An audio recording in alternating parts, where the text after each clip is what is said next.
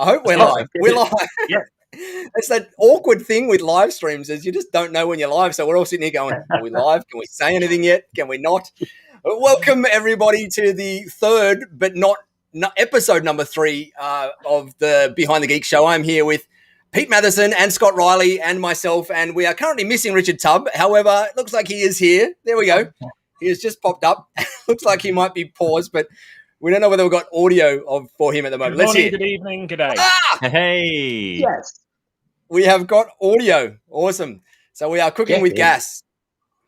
We can hear everybody. So welcome for everybody watching to the Behind the Geeks. As I said, this is the third episode, but it's not episode number 3 because we are taking things softly. I'm still calling this episode, 0.5 this time around because no, we're not at 1 yet. 0.5. We're still breaking things. And I think, as I was saying just before the show, I reckon probably the 6-month mark we might be able to reach episode 1. We've got a lot of fractions between now and then. And I'm sure we'll break a lot of things between now and then. But anyway, on last week's episode, we had a great chat all about mental health and all the different challenges that go along with running an MSP and owning an MSP and just being a general business owner and some of the stories that we'd been through. And it was an awesome chat.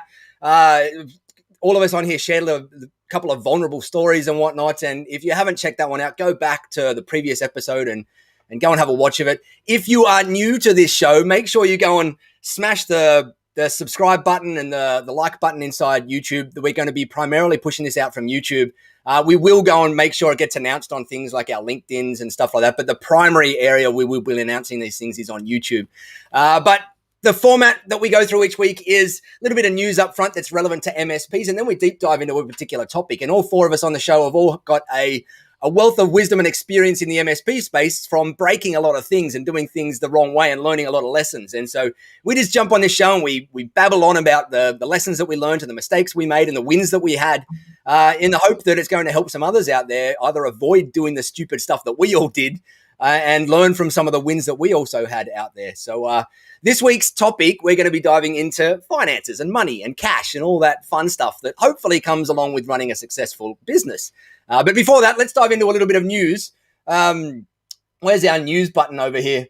The first thing that we had on the radar to talk about this week that's been popping up in a few conversations is something around Microsoft incentives changing for people that are in the CSP world or reselling Office 365. And Scott, did you want to, you know a little bit about that one. Did you want to dive in slightly and give us a quick rundown of what that means and what conversations you're seeing in the MSP marketplace and whether they're the right type of conversations that you're having out there? Yeah, absolutely. Yeah. So we've seen some new incentive plans come out from October 1st onwards. And so what they're introducing now, and I think this is all kind of gearing up to that new commerce experience that got pushed back from October now to March before it's going to kick in. But there's I nearly choked. There's some new minimum thresholds. So what they're asking now is that for you to be in the incentives program for an indirect reseller, so for you to get paid that Brucey bonus money, is that you need to be having at least a revenue of $25,000. So that's in the previous 12 months, you have to have sold at least $25,000 worth of licenses. Now, I've seen some friction on that where people have gone, whoa, hold the phone. The previous barrier to entry was only $200 and now it's $25,000. That's a big leap. That's a massive leap. But I've been looking at this and look, I'll be really candid with anyone who's watching today. We currently do about £12,000, call that about $15,000, right, per month in CSP revenue. It's not a lot. It's not a big part of our business, but that's what we do. Incentives for us are worth about £600. Again, call that about $800 a month. It's not huge, right? It's a day of consulting. It's a day of professional services. It's not a big money spinner for us. So like the friction seems to be, oh my God, Microsoft are kind of, pushing the boundaries here for it to be $25,000 minimum before you get paid any incentives. Well, if you break that down on a 12-month basis, it's like $2,000 a month. It's not a huge amount of licenses that you have to do. And to be honest, it's probably only worth at that stage $200 a month in your pocket if you reach that $25,000 minimum threshold. So actually, if we've got some of the partners saying, hey, this is a hurdle for us to get over, I've got to be honest, if you're under $25,000, trailing revenue on CSP, you're not going to get that much in incentives anyway. And it is Brucey bonus money. But what it makes me think of is that if you are still an MSP who is looking at that bonus money of incentives, the margin that you're making on licenses, and that little bit that we get, those are things that can be taken away at any stage. Microsoft are fully in control of shifting the goalposts, and they do. I remember clearly when we used to do, in one of my previous businesses, we do about 250,000 a month in SPLA revenue and 250,000 a month in CSP. And so incentives each month was a big deal. And they came along and they said, hey, you know what? We're going to chop the incentives in half now. So on SPLA, it's 50-50. You get 50% of it in cash, and the other 50% you have to spend in co-op activities, MDF funds. And now they've done the same with CSP. It's 60% cash, 40% MDF funds. Now for us, that was a big, hang on, you've just taken half our money away each month. But again, we didn't build our business around the margins and the incentives because that's not in your control. So what I urge people to do is, if you are looking at this and saying, hey, that's money that's coming out of my pocket, I think you're looking in the wrong place. I think you've got to be looking at, where can I add value in my stack? What are those managed services I can be, getting real money for? Because that's all the stuff that you use your time and your expertise for, that you don't have an outbound cost to anyone. So this is where you're going to make your money. Yeah. Is there not an overarching gut feeling through lots of MSPs? So I'm hearing it from a lot of different people. I don't know if you recall, was it last year or the year before, where they tried changing the actual incentives, and they removed all of that as well, and they actually took it away and then put it back. Was it a month or two later because of the they got the kickback? Yeah, kind of just feels like Microsoft are trying to screw their partners at the moment. Yeah, I think I don't disagree, if I'm honest. I think the focus is clearly, and I'm a Microsoft fanboy, but I've had to shift from this world where I was a big deal in one of the service providers that I worked for, and I would be meeting Claire Barkley on a face-to-face basis. Hey, Claire, how's it going? And now I'm in this tiny little MSP, and we don't matter, right? At this level, we don't matter. But even at that bigger level, there was always a struggle for having the right amount of partner managers to manage the right number of important partners and put the focus there. I think a lot of the changes are positive. If you look at some of the big distributors, they've been printing money on incentives just because they were selling the licenses and distributing them. And so there's had to be a change in the competency side of things, of being a gold or a silver partner, that isn't just financially based. It's got to be based around actual competencies and delivering projects. And I've seen some of that change, because that's that, Microsoft are always looking at it going, geez, we're spending a lot on incentives. We're incentivizing our partners to sell an awful lot of this stuff that, let's be honest, we're leading the market with. So we're paying people. This reminds me of when Pepsi and Coke used to advertise on TV. I'm like, why do you guys need to advertise? You're Pepsi and Coke. People are buying your stuff anyway. And what happens with Microsoft is every year, every July, they look at the numbers, they look at the climb and say, right, what do we want people to focus on next? That's where we're going to spend the incentive dollars, and we're going to dwindle down these other parts. The big change that came last year was for the Azure new commerce experience. So they wanted everyone to move to the new Azure program, or Azure plan, sorry. If you are still on the old one, if you've still got customers on the old one, come January, you won't get any incentives on that because you haven't moved to the new experience. Now, the new plan needed you to be a gold partner. And for you to be a gold partner, you have to have $100,000 trailing 12 months. So these things are constantly coming in, and they're pushing the boundaries. Now, I genuinely wish it wasn't related to financial spend. I'm a big fan of things like the Azure MSP Expert Program, which says, hey, you have 15 qualified people in your organization who've passed all these exams, and you can evidence that you've delivered a number of projects that customers signed off on. That's the right way for competencies for me. And like I say, I think all these incentives and Brucey bonuses things, they're nice, but that's not how I build my business. Because I know that Microsoft have got one goal, and that is for them to make money.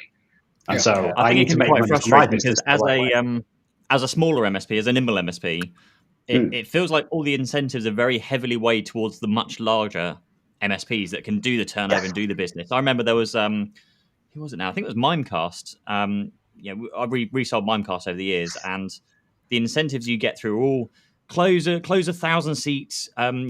In instance, and we'll give you some money and put some cash in. It's 1,000 seats. I dream of closing 1,000 seat deal. But we get tens and 20s and 50s, and that's the level we're at. So it does feel like you're kind of being squeezed out the edge. And I think that, like I said, that's that mental shift I had to make. Was we're not a big deal MSP. We're this small, like you say, nimble MSP. We're moving around now. We are growing, but most of this stuff doesn't apply to us. And I can look at it one of two ways. I can stomp my feet and go, hey, it's not fair. I want some of these Brucey bonuses.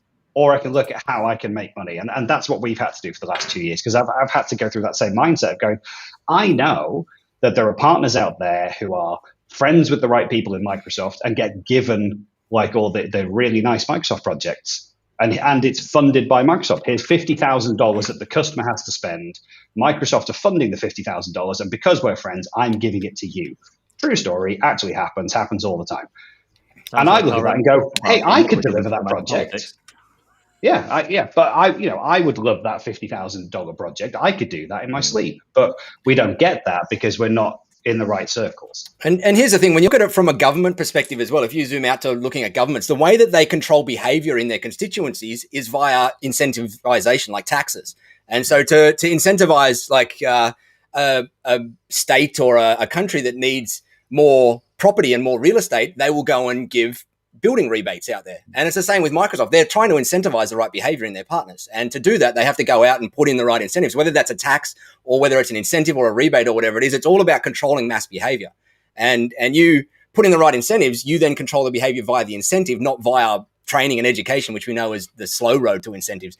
Put dollars there, that's going to push behavior and it's going to push people in the right direction. And with taxes, you put the taxes up, everybody screams, right? But it makes behaviors shift. It makes people go and make decisions in there. And that's how governments work, is by figuring out how to make behaviors shift via incentives and taxes out there. The thing about Microsoft, we've been partnering with them for over the last 20 years in one shape or form. Their attitude towards partners waxes and wanes given where phase the moon is in. It's like Pete mentioned it earlier. What was it last year? They made some changes and then there was a massive uproar. There was online petitions, protests, and they rolled it back. So, yeah, exactly to what Scott said, it comes to the financial year or whatever. They look and see how they're going to readjust it. They take a knee-jerk reaction. And then things get readjusted after they've heard from the market. So, back when I was using BPOS, the Business Productivity Online Suite, and even before we had hosted, Microsoft still behaved this way towards their partners. So I think it's part and parcel of being a Microsoft partner. That's the first thing. So don't think this is set in stone. It could easily change tomorrow or the day after. I think the second thing is, from my perspective, exactly what Scott said. If you are working with Microsoft purely for the margins, and there's some big businesses that do that purely for the incentives, and it is making a big dent in your managed service provider income, these changes, you need to change your model because you can't be relying on that. That should be, as Scott refers to it, as a Brucey bonus, gravy. It should be something nice on top of what you are doing, but it shouldn't be your core business. Because, either you pile them high and shift them cheap, which very few people can actually do, or you add value to the relationship. And that's where the real money's made. And third, I posted about this to LinkedIn this morning. It's amazing how much the IT industry goes in a cyclical sort of motion here. The same thing's happening again and again. Does anybody remember Small Business Server? When that was removed and everybody was like, oh my God, it's the end of the world. What are we going to do? Microsoft have killed my business. No. There was alternatives. There was alternatives then. There's alternatives now. So while everybody talks about Microsoft 365, there's packages out there from OneStack, from Cortec. There's Linode have got. There's Mail Demon. There's all different sorts of products out there. Microsoft is not the only player in town. I know they're the biggest, but they're not the only player. And so, if you're really, really pissed off with Microsoft at this point, go and have a look at what else is going on in the market, because there is a lot of stuff. And being an MSP does not equal being a Microsoft partner. They are not, they're compatible, but they are not exclusively what you need to do. There's others out there. I'll get off my soapbox now. I think to sum that whole thing up is, if you're a nimble MSP and you're focusing on incentives and margin that you're making on these things, you're 100% focused on the wrong thing. You've just got to look at that stuff as icing on the cake, the beer money at the end of the year, whatever it happens to be. You've got to make your money, as we've all said, on the service and the value that you add to the stack on the way through. And that sums up the whole conversation. I think just shift your focus elsewhere. If you are worrying about that stuff, worry about something else. Worry about how you're going to build a better stack or build a better offering or figure out a way to add some business process value to your clients instead. Let's end our rant on that one, because I think we all very well agree on that one. The other one in here in the news items that I had in here, and I actually don't have a very specific piece of news that I've seen about this, but it's just I am seeing it more and more and more, and it's either my confirmation bias or it's real. But I'm seeing loads of MSPs signing far more deals than they've ever signed in the past throughout the US, Australia, the UK, especially inside our tribe, and I'm seeing it as a shifting in the marketplace of people, or in the environment at the moment, of people coming back and buying more. And so my bit of news there is that the market is moving. The MSP market is moving. Deals are being closed, and big deals are being closed, and awesome deals are being closed. And these really well-structured deals are being closed every single day at the moment. And they're closing quick and fast, and people are signing on to the managed service agreement plans like crazy at the moment. So I don't know if you guys are seeing that at all in the people that you're working with, but I'm seeing this momentum build of just lots and lots and lots of good movement from the MSPs that are out there and actually putting in the work to go and prospect and do some marketing and get some sales happening and whatnot. They're really getting results really well and really quickly and really good deals. I'm hearing nimble MSPs closing $10,000, $12,000, $15,000 per month managed service agreement deals fairly regularly, which is awesome. I love seeing it. I don't know what you guys are seeing. I think you're absolutely right. It's amazing. And what's interesting is I had a couple of conversations recently with some investors, and they were saying, hey, do you think, like, because we've had like the global pandemic and there was this big shift of everybody needing MSPs really quickly to, enable remote working and all that kind of stuff. Oh, sorry, I'm dying. And then like following on from that, I'll be back. He's so excited that he's choked. Technical issues. I've dropped out. Pete's dropped out before. Now Scott's human computer is failing him. So yeah. You need to reboot your audio input. I do.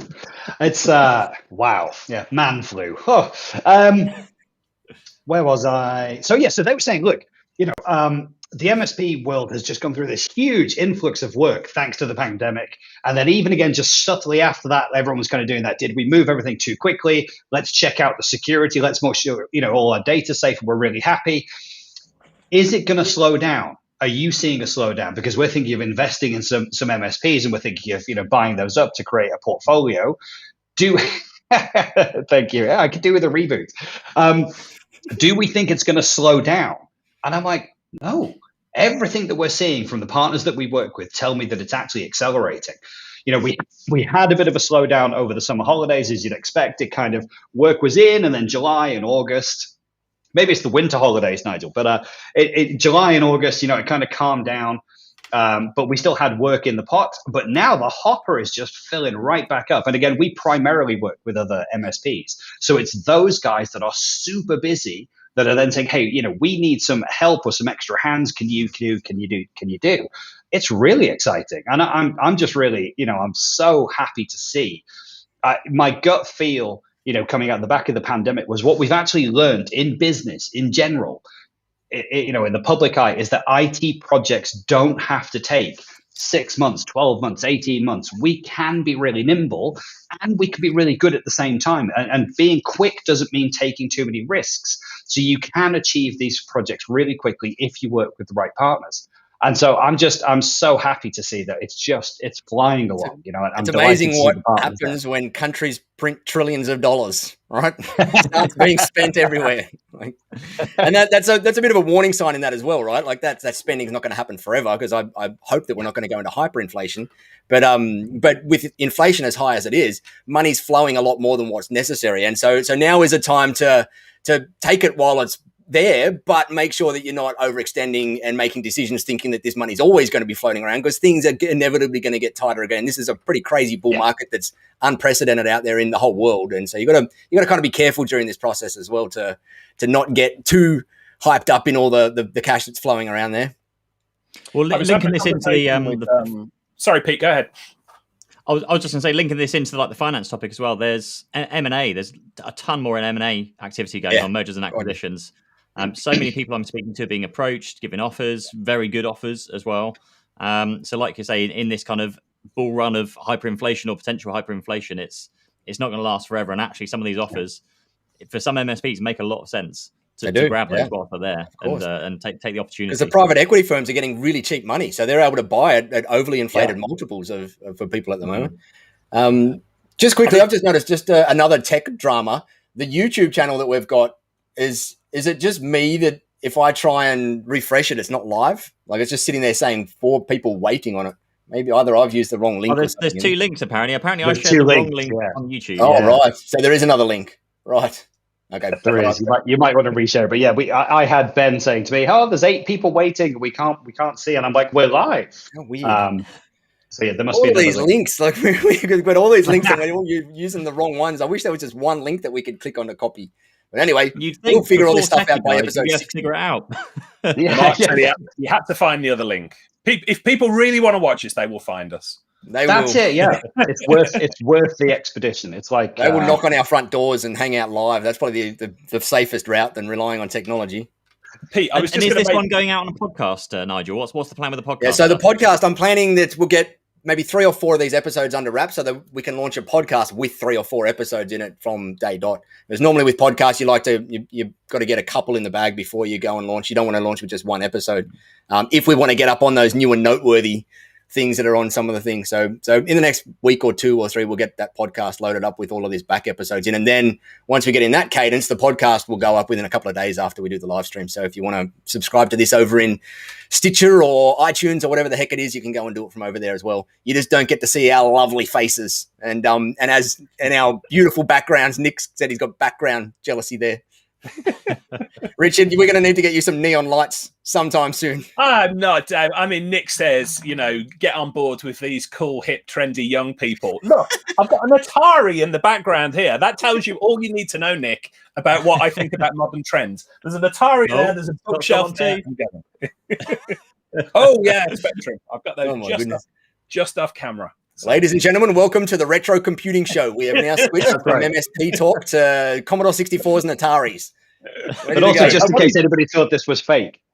I wanted to make a genuine point about something we were talking about with the bigger deals that are going through as well. So I was speaking to Vera Tucci, who runs a company called T Consulting out of Italy, a really a successful MSP out of Italy. And she said over the last couple of years, they have seen a massive increase in the amount of business they're getting with co-managed IT, or what we used to call us old timers called downstream IT. Yeah.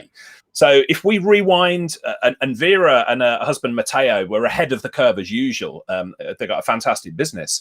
But if we rewind before the pandemic, MSPs were like, no, none of the internal IT departments wanted to speak to MSPs whatsoever because they were fearful of losing their job to it. And probably rightly so. MSPs can do what an internal IT team does better, faster, and cheaper. But then the pandemic hit, and all of these internal IT teams, or the majority of them, did not have the in-house skills. They don't know what RMM tools are. They didn't have the skills to scale up and work all hours. And so suddenly MSPs started to become not so scary an option to partner with. So yeah, as well as those bigger deals, Nigel, I'm seeing co-managed IT, something that MSPs are starting to have conversations about again. So. I'm going to do a call out to Bob Coppedge, one of our Tech Tribe members. If you are getting and interested in looking at the co-managed space for if you're an MSP, then go and check out his book, The MSP Owner's Survival Guide to Co-Managed IT, I think it's called. And it's on Amazon. And it just walks you through. He does a lot of co-managed in his MSP, like lots and lots. And he walks you just through all the mistakes he's made and the lessons he's learned in there. But what he also did was that whole notion of the internal IT teams being scared of the MSP because they think they're going to replace the jobs. He went and wrote a book called I Don't Want Your Job. That's exactly the whole purpose of it, is for an MSP to take it out to these people that they're trying to close a deal with and say, hey, we're not here to replace you guys. We're here to augment you guys. And this little book here that serves as a little marketing piece and a positioning piece goes into pretty short detail, but quick. It's a tiny little read to just help them feel comfortable that these people are coming in to partner with us, not to go and replace our jobs. And that co-managed, I think I saw Nick on the call here. I know he's got a number of co-managed deals out here in Australia. And again, it's another one that I'm pretty bullish on, and I'm seeing it pop up left, right, and center in the marketplace, is those mid-tier companies, not the SMBs. SMBs, or the S of the SMBs, are typically outsourced completely to a managed service provider because they don't have the budget at all for internal IT. But when they're in that 100 to 300 seat space, maybe 500 seat space, that work together, that co-managed IT, is such an awesome relationship because the MSP can bring all these amazing channel-only tools that the company can't get access to themselves, and the escalation support and all of this SLA stuff that the internal company can't get to. And they can just deal with the boring commoditized level 1 help desk stuff in there, and they can work. There's such great agreements when you can knock them out properly. So shout out to Bob Coppedge. If you want to go and check out his book, go and find it.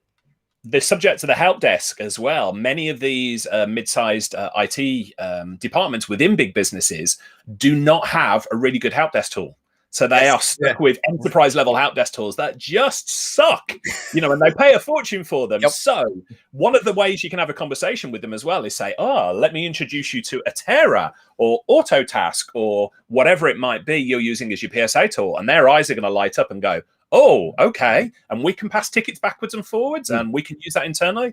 Yeah. So have a conversation with your PSA vendors as well about, sort of selling that as a tool in. It's not a big market, but there's definitely a market there. Yeah. That downstream, I think it was called downstream IT or streamline IT in one of the tools that we used. And we started using it way back in the early days, just as it came out. And it was pretty icky back then, but they improved it pretty quickly. And we were able to do that two-way ticket flow between on-site contacts that we had there, and they loved it. It was easy to just say, hey, I'm struggling with this ticket, escalate to Nigel's company. And it was a great little way to get these little relationships going. So definite, agreed. Cool. Oh, I was just reading the chat. Richard wanted to talk about Commit, which we just did. I talked about Commit. I saw. I'm a bit late on the chat. Or downstream IT, as I call it, because I'm old school. Right. Downstream IT. So should we move on to the topic of today's show, which is just centrally around finance, all sorts of finance, from investing, managing, pensions, capital allocation, options for your staff. Where do you want to start? Should we start with the managing ways of managing money? Because I know that Profit First is a very big and widely known kind of version of managing money. I think, Nigel, you mentioned that Profit First gets to a certain stage and then there's another way of kind of doing things. So shall I run through Profit First briefly, and then do you want to kind of take the lead on where it goes next? Go for it. Yeah, absolutely. So Profit First is a book by Mike Michalowicz called Profit First. And the idea is that you are segregating your money every single month. So you say you're earning 50K, maybe you're turning over 100K a month. You take that 100K and then you separate that out. So maybe 80% of that stays in your main bank account because that's what you need to pay for your staff, for everyone else, for all your outgoing costs, for your RMM tools. The bulk of that cost stays in that account. However, the other accounts, you start slowly filtering money down to things like a profit account, to a staff kind of outings account. Maybe you've got your pensions account in there. You've got a tax account to pay for your corporation tax, maybe your VAT or whatever other taxes you've got going on. And you basically segregate all of your kind of money apart so that we had an office equipment fund. And so over time, the office equipment fund would fill up. So when we wanted to buy a new laptop, we could literally look at our bank account and go, we've got a few thousand in there. We can afford to buy the laptops because we know all the other money is taken care of in our tax is taken care of, pensions, like everything else is taken care of. So with Profit First, it certainly for my business, we still do it today in my various businesses now. I still do it even personally today. It's fantastic because it's taking a little bit out of what you're earning every single month and putting it away for a rainy day. And then when you need it, it's all there for you. You don't have to second guess it. Because before we were doing Profit First, it was very much one bank account. You kind of go, you need to buy something. You go, well, I think the bank doesn't really drop below that much, but we've got a corporation tax bill coming out. We've got PAY, we've got all this stuff coming out. Not sure if I can afford it. It fixes all of that. You can just look at your bank balance and know straight away what you can afford. And the whole kind of premise behind the Profit First thing with Mike Michalowicz is when you go and have that accountant meeting, your yearly accounts meeting where they go, you've made like a 50 grand profit this year, 100 grand profit. And you go, great. Where is it? You've spent it already. Okay. And it fixes all of that because then again, you're putting the profit money away. And actually for the year and the past 18 months we've just had as well, it would have been and is fantastic for that because essentially the profit money, it builds up as a rainy day fund. You do take some profit personally and take it back to you. But actually, lots of that stays within the business to build that rainy day fund. So if you have a quiet month or COVID 2022 hits, whatever it is, then you've got the money saved there so you can survive for at least a few months to reduce, cover your overheads, cover your staff and whatever you can do. So that works. And I found that works really, really well. I'm interested to know what Nigel's opinion, because I feel like it can scale. But I think you have a different opinion. So let me know more. I love Profit First. And we used to do a bit of it in our MSP. But what I find generally is you get to a point where you do then have to really understand a P&L and a balance sheet and a cash flow statement. You get to a point in business where those things do really make a lot more sense than the profit first side. And so when you're like 5 mil or you're 10 mil or you've got a much higher cost of goods or whatever, you start to really understand and analyze your P&L, and all of that data is actually on a P&L and a balance sheet as well. You just got to know how to lay it out properly in there. And then you can manage that system and scale it again without the overhead of having to have all these different bank accounts managing it. And so I'm all for, I think, most businesses up to, and I'm going to throw a number at the wall here, but up to kind of the 3 to 5 mil mark, it can work incredibly well. And that's where to do it. Once you get over that, then you'll start going, I kind of need a little bit more data than this.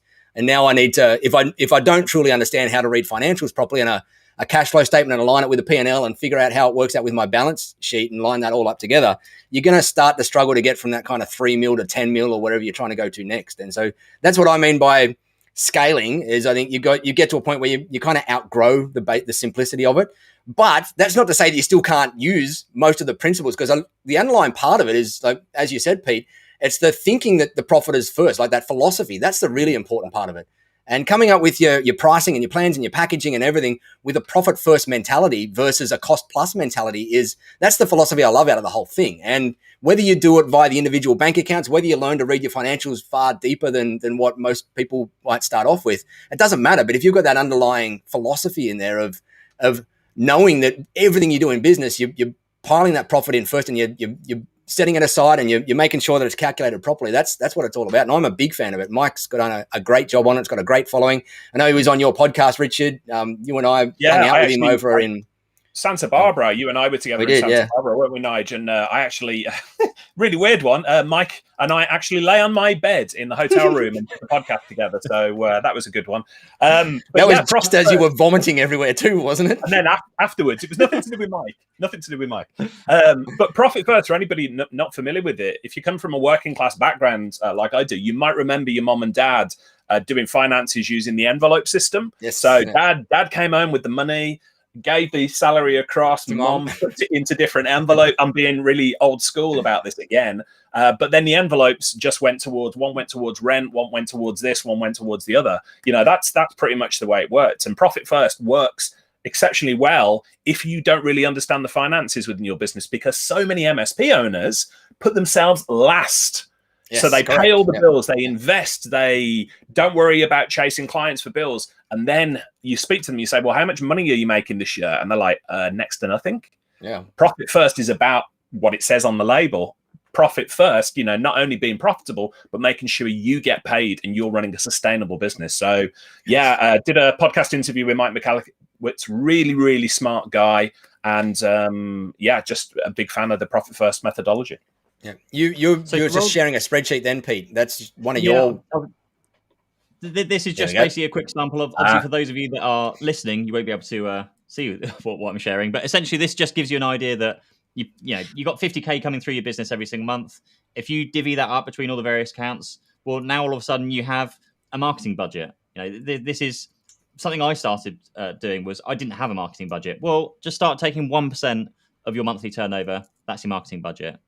Similarly, with staff bonuses, office equipment, pension account, it just starts putting this small amount away to save up for it. And the thing with tax, that's beautiful. Like if you get to the end of your year, you get the tax bill come through, and you go, "Cool, I've got it all saved up already. It's not a problem." Whereas the number of people I come across that get stung with the tax bill because they don't realise how much it's going to be, and then have to go and find the money or find a deferred payment method, and it just makes so much more sense. The question, it's Parkinson's law, right? It's as things just always take up the amount of, like, if we don't have those systems in place to allocate that stuff, it will go somewhere else. It's like when we allocate our time. If we don't fill up our time completely, it gets filled up by other things out there. And one side note of that is that when you understand the figures properly, you can actually be more generous in other areas. So you can be more generous with your staff. What we found was we'd always made a commitment to give to charity, to give to local charities and to donate to non-profits. And when we looked at what we were actually giving and feeling generous about it against what we were actually making, we were like, holy cow, we can give a lot more. So we consistently give 1.5% of our turnover now as donations to charity. So it's not just about helping you make more profit, it's what you can do with that money as well. And the thing is, it's all of that stuff, like the budgeting and everything, is all stuff that a small business owner should do anyway. The profit first process just simplifies the process of it. Creating a budget based on actuals and forecasted on a P&L is something that every business owner should be able to do. And it's one of the things that I'm a firm believer that everyone that's before they start a business should go through basic financial fundamentals just to understand what is a cash flow statement, what is a P&L, what is a balance sheet, and how do I roll out a budget. And Profit First is a very, very, very simple way to help you get started on that budgeting journey and dip your toes in the water of it. So, question here. For those MSPs who are saving, you've got a little pot of money in there. Would you invest it in something? Or would you just keep it there in cash? NFTs? Well, this is the question. Like, I know quite a few MSPs, and actually I joked about this in my younger years of I should just take all my savings and chuck it in Bitcoin. Right. I'd be a very wealthy man right now if I did. But I know a lot of MSPs that are, and they've actually taken their savings, sat in the business, and put it into cryptocurrency and in other things. And property, of course, is probably a more common one. You buy your offices you're in, maybe create a pension fund and invest it through that, so you can earn that, and that's like a retirement fund for you. But what are your thoughts about kind of taking that money that's safe and sat there for the rainy day versus investing it into obviously potentially risky things? I think every person's got their spot where they're comfortable with how much money's in their company bank account. Like that spot of if crap hit the fan, how much money do I really need to sit around? And often it's not as much as what people think. I hear some MSPs where I speak to them and they go, I've kind of got a year's worth of expenses sitting in the bank account for a rainy day. And I go, well, do you really need that much? Is that a really good allocation of your capital? Because the reality is, what's going to happen in your business for you to go from whatever your revenue is now to zero for a 12-month period? Like whatever that is, that's got to be pretty drastic. And so you're probably poorly allocating your capital there. You've probably got too much sitting in a bank account doing nothing because you're not earning any interest on it at the moment. You could be going and deploying it elsewhere into something personal. You might go and take it out of the business to go and do some personal investment, or there's a lot of companies nowadays, especially bigger companies nowadays, are starting to put these alternative investment methods onto their treasury and onto their balance sheet. Things like there's tons of services now that allow you to hold Bitcoin on your company's balance sheet pretty easily. And it's risky to a degree, but so's holding cash in a bank account when you've got inflation levels that we've got at the moment. That's also risky. And so to me, I think every person out there's got to figure out where they're comfortable and figure out where that line is drawn. And as I said, it's often less than what you believe it is. We've all trying to think about the worst case out there, but what's the worst case that you're not going to have any revenue for 12 months? Like the chances of that happening are so ridiculous. Sure, we might have a 30% drop or a 40. Sorry, what was that, Pete? If last year didn't do it to you, then it's probably very unlikely it's going to happen. Yeah, correct. And what happened last year, right? Like MSPs, we're pretty protected from it. But even, and obviously we're talking to MSPs on this show, so we're heavily weighted towards that. But most MSPs, I don't think I ever heard of any that dropped more than 20%. 20 to 30% out there. There's probably a few outliers that went a little bit more than that, but there was a ton of MSPs that went 30% in the opposite direction, like in the positive direction out there. So if you think about it, they've dropped 30% of revenue, depending on what size they are, that's revenue. Then you've only got the net or the gross and the net that you're taking out of that. There's not a lot that they've dropped out of there, and you don't need this massive war chest of money sitting in your company to offset. Find a middle ground about it. So I would always recommend sort of keeping 3 months in an easy access account. Nowadays, you're not going to get, but if you're banking in the UK, you've got somebody like Starling or Monzo, you can have spaces.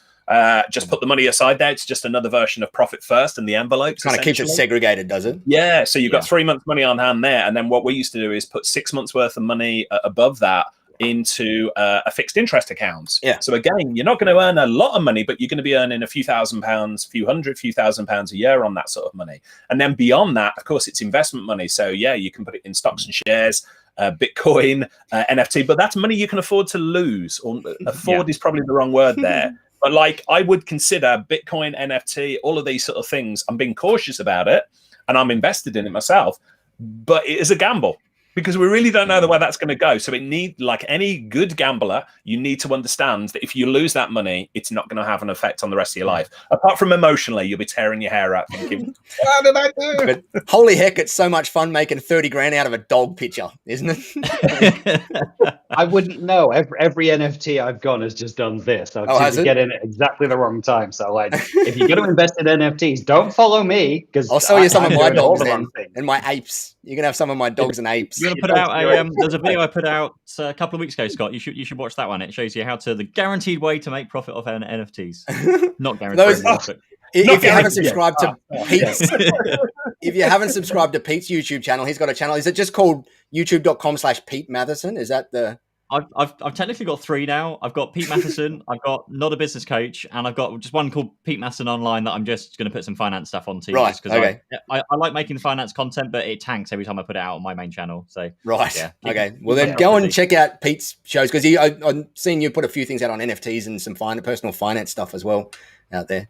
Go and subscribe to all 3 of his. So I think the main thing with NFTs, with crypto, with stocks and shares is that your money sat in the bank gets worth less and less the longer it stays there because of inflation.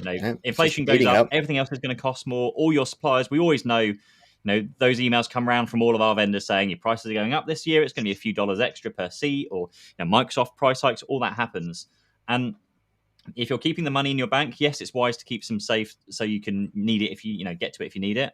But actually invest that money so that actually if you can get a 3%, 5%, 10, 100% return on crypto. 5%, you're probably keeping up with inflation nowadays at the moment. Exactly. So if you can invest it, then at least it's keeping its value and hopefully earning more back versus having it just sat in like a savings account getting, in the UK now, it's like 0.5% interest.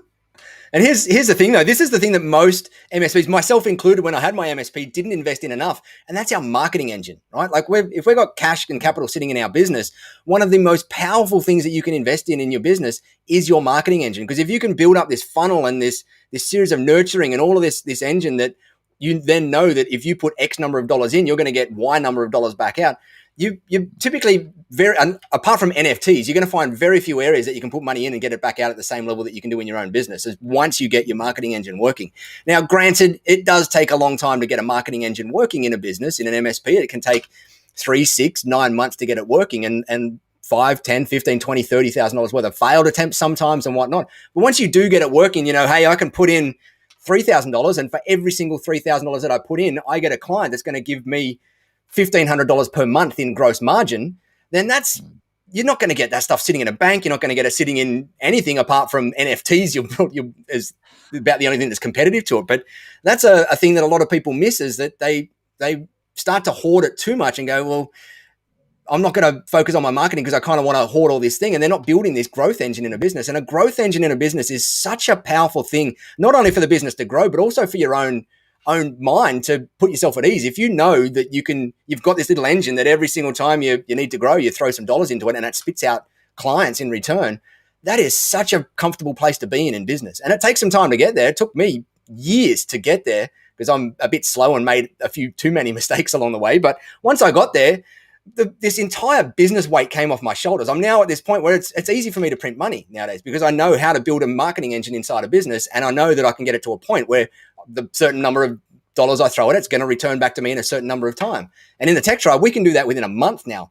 We have other scaling problems that are our problem, not our marketing engine's not our problem. It's other things that start to become the problem at that point in time. But it just is it becomes a weight off your shoulders once you build that engine out. And I think it's one of those things that if you're sitting on some cash, consider starting to focus a little bit more on that marketing engine inside your business. It's hard, but nothing out there that's worthwhile is easy.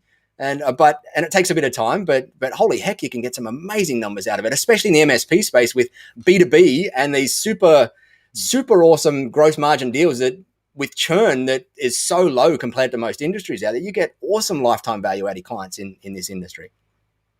I was going to say, it's absolutely where I was investing in yourself. I agree with that. Yeah, that's it. You're essentially investing in yourself, your own marketing engine, your own business. That's where you get the most ROI out of the lot by far.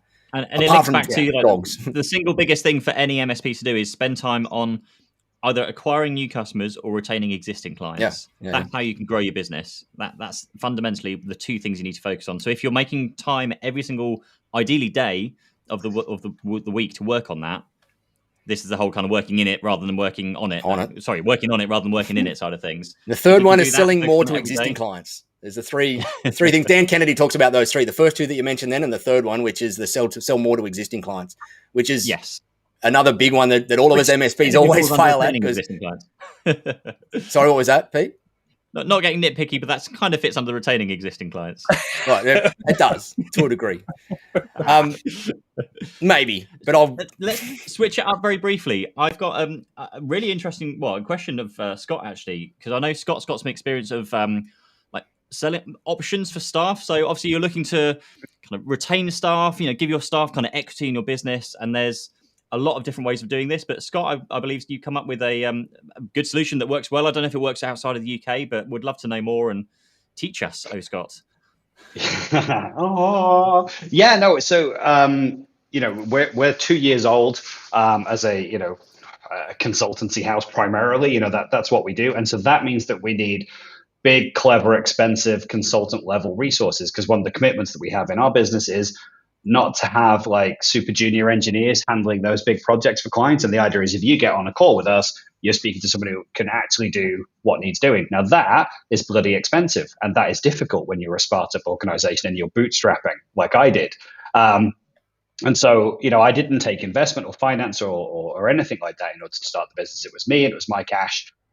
Mark Hancock, that is such a true statement. He says the best investment I've made to this day is the tech drive, and I put it in my top 2 investments.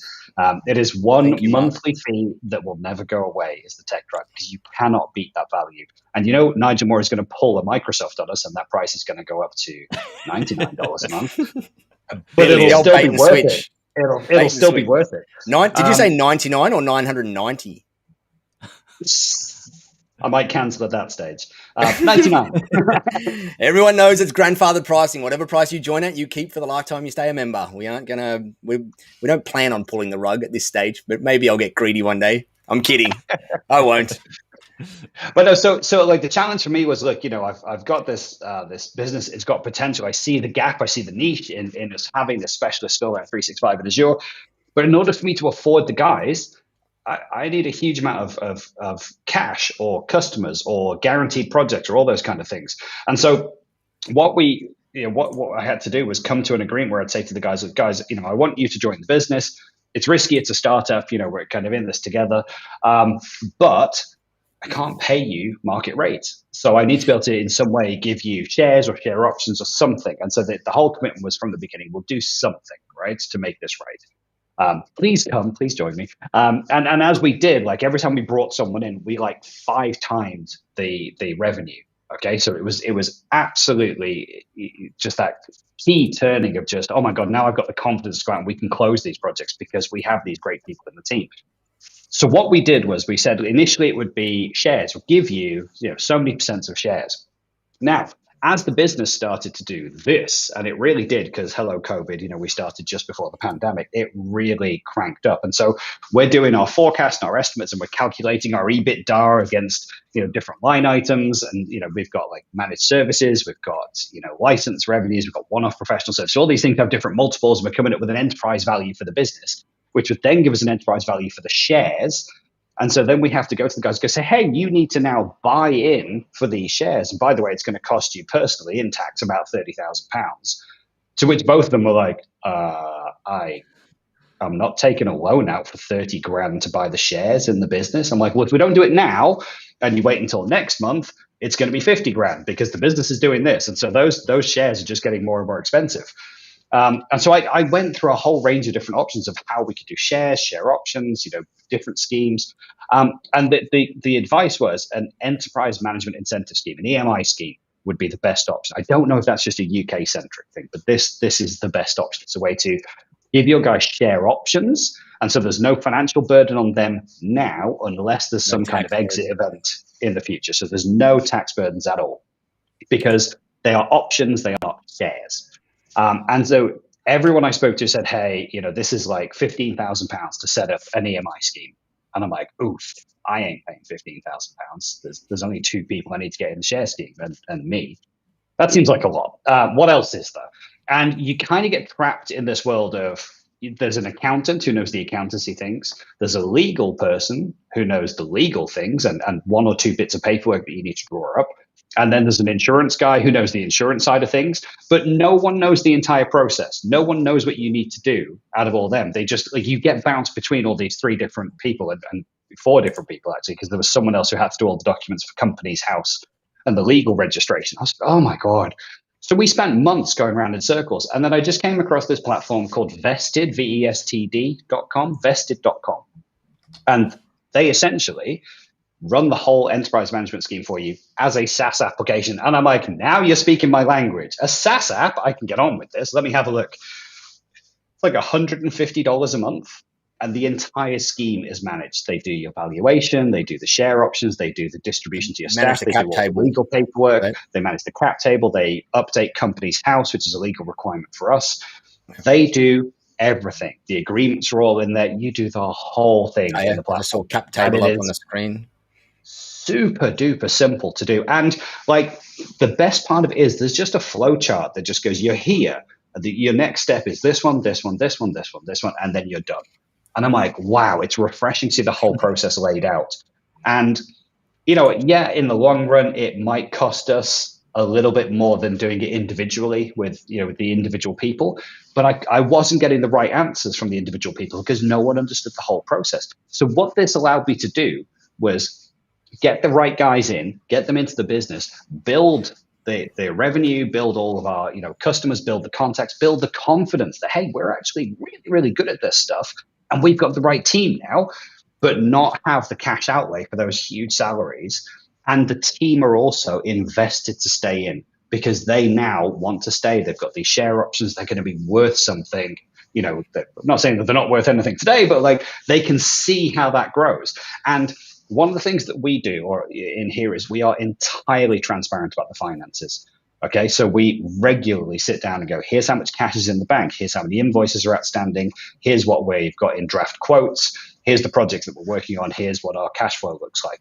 And we do that regularly. And I'll tell you why is because we've been in a business previously that went through 17 or 18 mergers and acquisitions. And there was so much secrecy around the finances. People would just disappear one day and then not come back. And their job was suddenly dispersed across other people. And it was all because the PE house at the top just needed to focus on profits and EBITDA. And so people would just disappear out the business. And there was just so much secrecy around finance and operations that we just went, that's not going to be us.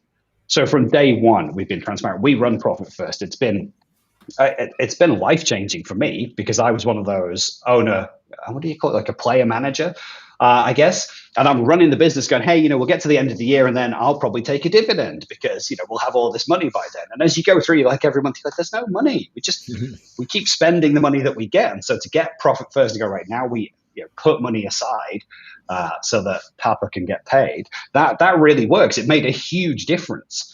But now, so this vested platform, this share option platform, it's a really nice way of getting you guys incentivized, bringing in high quality talent. And I do mean high quality. This business isn't about me. It's about the team that we have. And they are amazing. They are the guys that make the stuff work. And for me to be able to pay them the right way and incentivize them the right way all came down to us working with Vested. And I know this sounds like a shill or an advert for Vested. I don't get anything or make anything from these guys. I can just tell you that it's something that's really worked for me as a kind of nimble startup MSP that's been going for just 2 years in September. It was the great way for us to do this. With it over there, and it might be different over there to it here, but did the company have to loan them the amounts to buy in, or did you gift them the amounts to buy in? No, so that's how it would have been if it was shares. We would have, I was gifting them the shares, but they still had the tax. You gifted them the options too, though, because normally options still come at a strike price on them or a price on an option. But did you? Yeah. So the way that we've done the options is I've gifted the options because of that salary compromise that they've accepted, and they've both taken pay cuts, right, to join the business, right. But they've got the share options, and they attract those share options every month for the first 3 years. You've got a cliff and a vesting schedule in there for it as well. Yeah, exactly. Yeah. So now the other thing is, like, if at any point there's an exit event, someone comes along and just buys up Cloud Nexus, then they immediately vest, and so they are protected in that way as well. Right. But yeah, so this thing just accrues over the first 3 years, and then they've got all of their share options after that 3 years, and then it's, whenever there's something happens with the business, that's when they will get, And they didn't have to pay any tax on receiving those options then? No. Okay. So the only tax that's payable is if there's an exit event and those shares are essentially, those share options are it's in the UK that's... Yeah. Yeah, exactly. That's good. It's been so needed for so darn long, because giving employees shares or options, there's been a taxable event out here in Australia. And I think we've got ESOPs now, the Employee Share Ownership Program or whatever, that has done something similar. I haven't looked at it intrinsically, but I think it's something similar where you don't get the tax on the option anymore out there, or it's taxed at the other end of the event, at the exit end of the event. So your staff don't have all these horrible upfront tax things, which are just ridiculous for incentivization. Well, essentially, EMIs over here in the UK. Oh, sorry. No, go. I was going to say, so EMIs essentially here in the UK is essentially just a promise. You're promising to buy shares today at today's price, but you can buy them in future. So you can sign everything today, and in 5 years' time you can buy them, but you can buy them at today's price. Just a standard option contract. Yeah, exactly. Yeah. So you then choose whether or not you want to exercise that in 5 years' time when those options open up to you. That's awesome. Are you? But so the whole reason vested was good there was just because it managed the entire process end to end. And once you start getting more people on the team as well, this is cap table management of moving things in and out. And that vesting thing is it's very onerous work. It's horrible work. And and this is just real simple now. Yeah, right. Awesome. I have seen a few recently out there that do it. What I'm really excited for is the day when blockchain merges with that, and the whole lot is done on public blockchains, and you see the whole equity management based on whether it's NFTs or tokens or a blockchain thing underneath that whole thing will be awesome, because it's all a public ledger then, and it makes the process. And at that point in time, I suspect we'll get to the point where liquidity will be available as well, and so you'll be able to list some of these small cap companies on small scale offering boards somewhere, so you'll be able to have some liquidity to those shares as well. Before waiting for the big exit event, which is going to be awesome for kind of those smaller companies that can't afford to get up on a NASDAQ or an ASX or whatever, the London Stock Exchange or whatever. You'll be able to have all those little liquidity places out there. And I'm sure there's going to be a bunch of process that the government's put over that to try and protect everybody's interest in there. But hopefully it's going to be a whole lot easier than the true public markets out there. It'll be interesting. Totally. Peter, you using that in yours as well? Have you been giving out any equity to your team in your new venture? Oh, someone's gone mute. Hang on. Oh, no, he's there. Hang on. Oh. What about you? No, Richard, you work with mostly contractors though, don't you? So you're... Yeah, I want to give a shout out for anybody in the UK though. I know we've got a lot of UK audience. There's a chap called Adam Morris down in the Southwest, used to run an MSP Avagio. He exited that business last year, I think it was. And he's actually running a business that helps MSPs with their financial decisions, understanding how to get the books in order and to do all of, to benchmark yourself. So Adam Morris, if you find him on LinkedIn, is a really good guy good resource for UK people watching. Cool. Have we got you now? Oh, we do. He's back. I was just saying, Sorry, what was the question? I had to swap my chargers around because my laptop was running out of battery. Oh, good. Have you looked at any giving staff options and incentives in your business, or did you do that in your MSP at all? We didn't in ours out here. But did you in yours? So we had an EMI scheme before, but in this new scheme at the moment, I basically with contractors. Everyone's contractors as well. Like when Richard and myself are all pretty much contractors now. But, I like it that way. It's a lot easier. It is. It is. Employees are such a no. We won't go down that road. There is absolute benefits to keeping a valuable resource. You were going to say. Yes, what Scott said. That's exactly what I was going to say.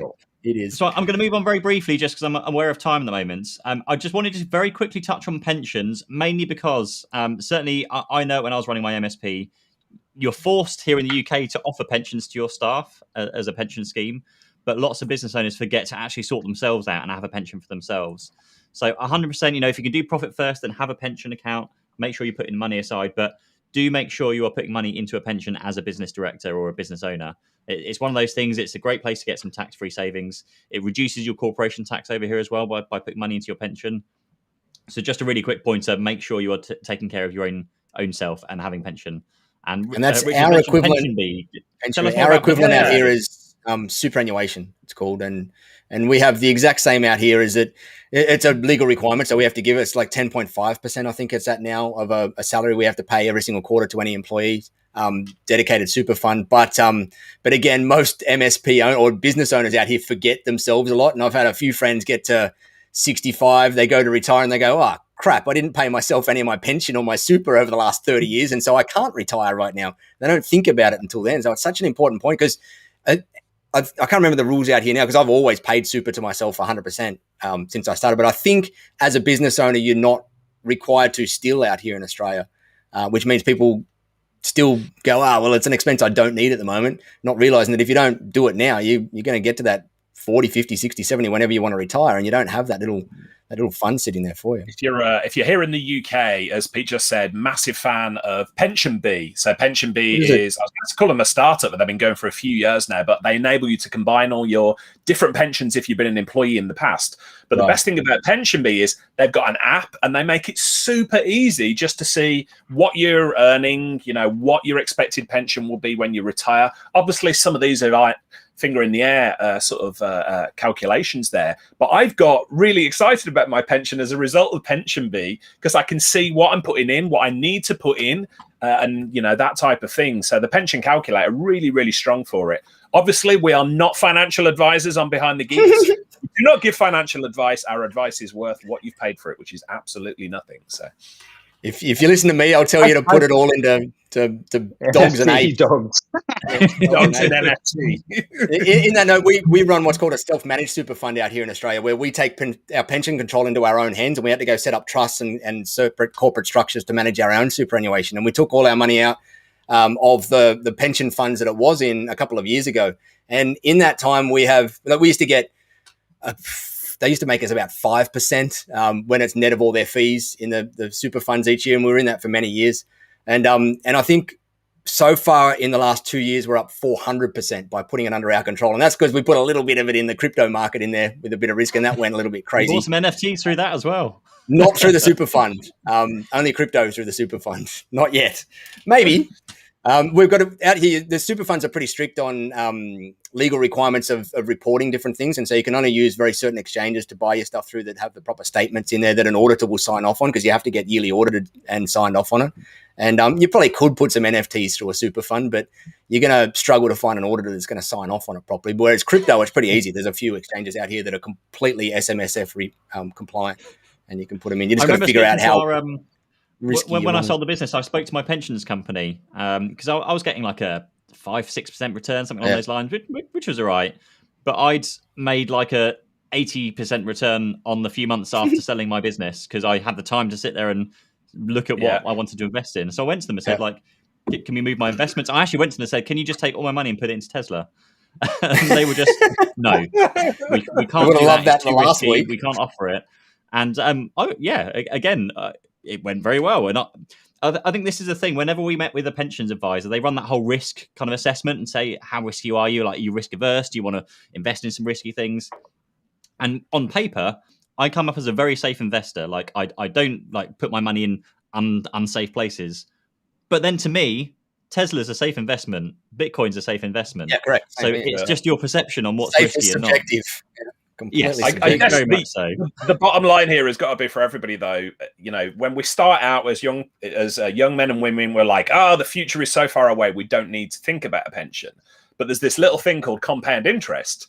As soon as you start contributing, as young as you possibly can, it just accumulates and accumulates. I started my pension, I think I was in my mid-30s. So wish I'd have done it just 5 years earlier, because it would have been worth another extra 25% or so to me now. So get on board with the pension. It doesn't have to be boring. Yeah, just go and take it. I did some calculations because the compound interest calculator really fascinates me. It sounds really stupid and really boring and geeky, but you can literally, if you invest, I think it's like £50 a month from £50 a month from when you're born, you'll be like a multi-millionaire by the time you hit retirement.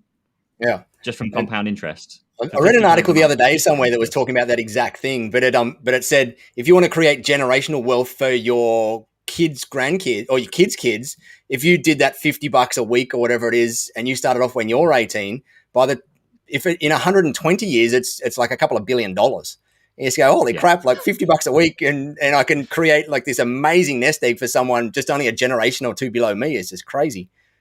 So we are putting, personally speaking, at the moment, I'm now putting £50 a month into my kids' ISA funds and £50 a month into their pension. So I want to kind of get them set up for the future, and hopefully they'll continue that through to their retirement as well. That's quite brilliant. a smart decision. It all. Like the next generation often does. Spend it all on stupid stuff in our teens.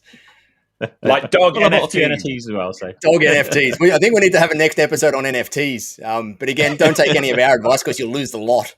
I'm just sending Lyndon, my money hello. to you, I just saw Nigel. Lyndon pop in here, and he says out here in Australia, it depends on how you pay yourself with that superannuation. So I've, in my MSP and in my previous business and in this current business, I've always paid myself as a PAYG employee and just taken a salary every single month. We do all our drawings and whatever at the end of the year. So that's why we're required then to pay our super. But you can pay yourself in dividends, and I don't think you need to worry about super then. But I like the discipline of the way we do it, is it kind of forces us to put that money into our super. But anyway, each to your own. You got to go and figure out what works for you, and go and find some real licensed advisors that know how to give real advice, not us techie guys that break everything. And not financial advice. And everything that we're saying here, all these crazy gains that we've made, I have made like 400% just in my super fund in the past few years. It's in a bull market that's in full-on tulip mania with all sorts of craziness and money market manipulation going on in the background. So it is not normal returns. This stuff is not long-term. It's likely to, the way I've got my things structured is fairly safe in there, but there's a lot of risk in there as well that I manage in certain ways. And so you got to know that we are in this crazy bull market that's got,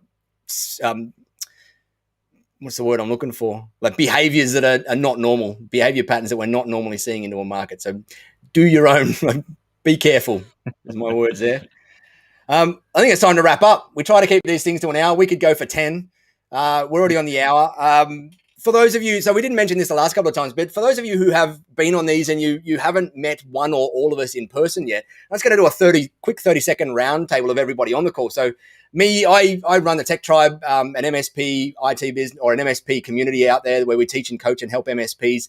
But I'll go around the rest of you guys. So Richard has written some books for MSPs that you can find up on Amazon. He's got a great podcast for MSPs called Tub Talk. He's got a great blog for MSPs at tubblog.co.uk.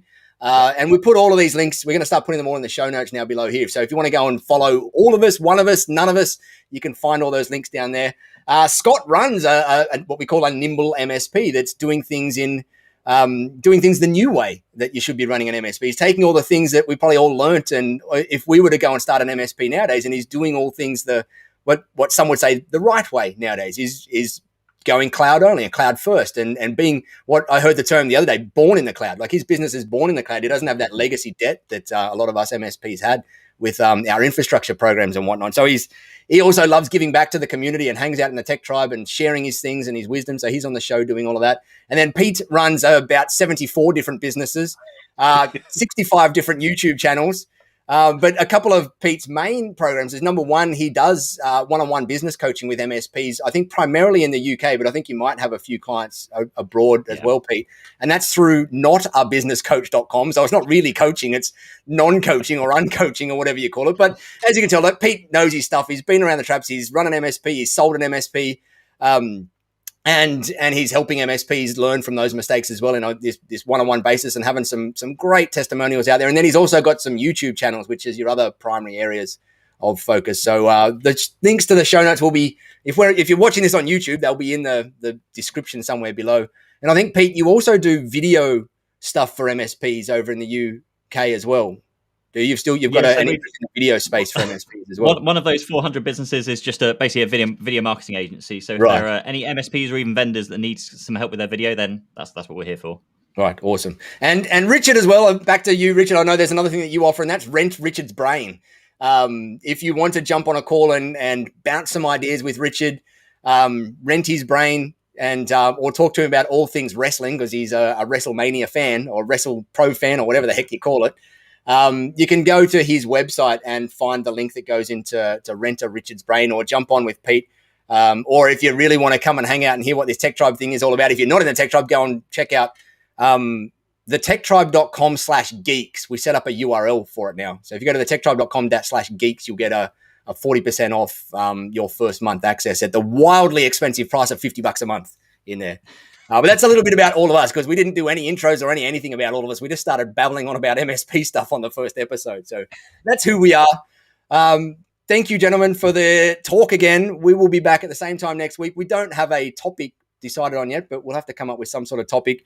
Probably not NFTs, because everyone will then go and buy a bunch of NFTs, spend all the money on their company's balance sheet, and then blame us when they lose the lot, and we'll be the fault of the demise of all these MSPs out there. So it probably won't be on NFTs, but it will be on something very specific to the MSP space, a hot topic that we're all hearing about at the moment, and we will do a deep dive into it. If you've got any ideas or thoughts on topics that you would like to see us dive into, shoot us an email, or where's the best place to get that? Probably shoot an email to help@thetechtribe.com is probably the easiest place to at the moment, or shoot it in the comments. I did see someone want to talk about finding staff in here. Samuel wanted to ask about finding staff, so maybe we have a conversation about recruiting and finding staff, and talking about, I saw someone else ask about VAs with Richard and VAs. VAs.